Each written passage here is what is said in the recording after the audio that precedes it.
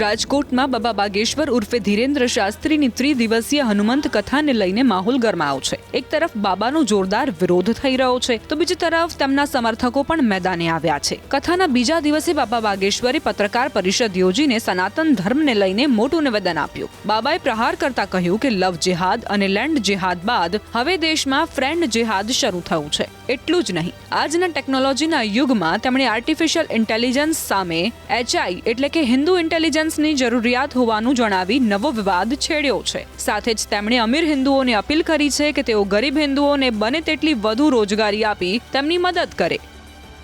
देखो, राजनीतिक विषयों पर हमारी टिप्पणियां कभी कभार धोखे से निकल जाती हैं। हम चूंकि धार्मिक गुरु हैं, राजनीतिक गुरु नहीं हैं, पर हम इतना जरूर कहेंगे, देश में अखंडता, एकता और भारत का जो अभिप्राय है, भारत के सनातन का जो वसुधैव कुटुंबकम और शांति व्यवस्था का जो संकल्प है, उस व्यवस्था में चाहे वो नव पार्टियां हो गठित हों अथवा पुरानी पार्टियां हो, सभी लोगों की जिम्मेवारी, सभी सदस्यों की, भारतीयों की जिम्मेवारी और पार्टियों की तो और ज़्यादा जिम्मेवारी है, देश में हिंसा नहीं अहिंसा फैले, ऐसी सद्भावना के साथ सब कार्य करें।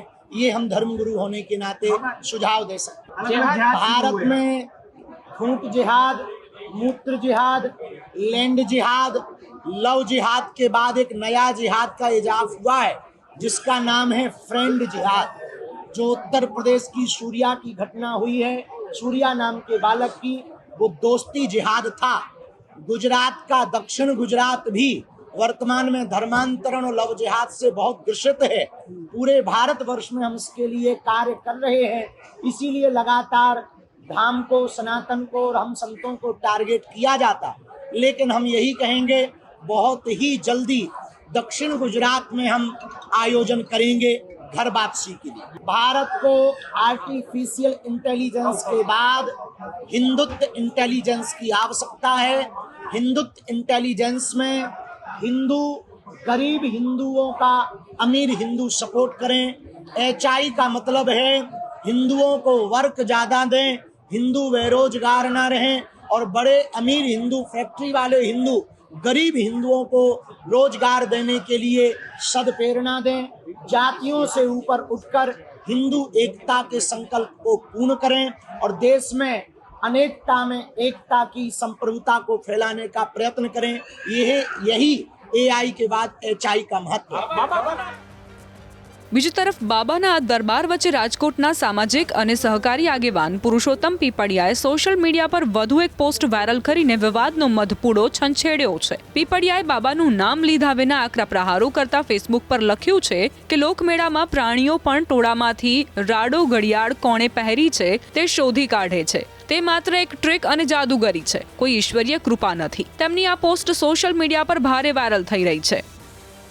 જો કે વિરોધના આ વંટોળ વચ્ચે બાબા બાગેશ્વરના સમર્થનમાં સંતો આગળ આવ્યા છે। સ્વામી પરમાત્માનંદ સરસ્વતીએ દાવો કર્યો છે કે ધીરેન્દ્ર શાસ્ત્રી પાસે ચોક્કસપણે ઈશ્વરીય શક્તિ છે। તેમણે ઉમેર્યું કે બાબા સંપૂર્ણપણે સનાતન ધર્મના કાર્યો માટે સમર્પિત છે અને તેમની પાસે આવતી લક્ષ્મી કે ધનનો તેઓ સમાજ માટે સદુપયોગ કરે છે। બાબામાં કોઈ જ અભિમાન નથી અને તેઓ માત્ર નિમિત્ત બનીને લોકોનું ભલું કરી રહ્યા છે। સ્વામીજીએ બાબા દ્વારા ચલાવવામાં આવતી કેન્સર હોસ્પિટલ અને સમૂહ લગ્ન જેવા સેવા કાર્યોની પણ મુક્ત કંઠે પ્રશંસા કરી છે। બાબા પાસે એમના ગુરુની કૃપાથી શક્તિ છે, એ ઈશ્વરીય શક્તિ છે અને બાબામાં એવું જરાય અભિમાન નથી કે મારું છે।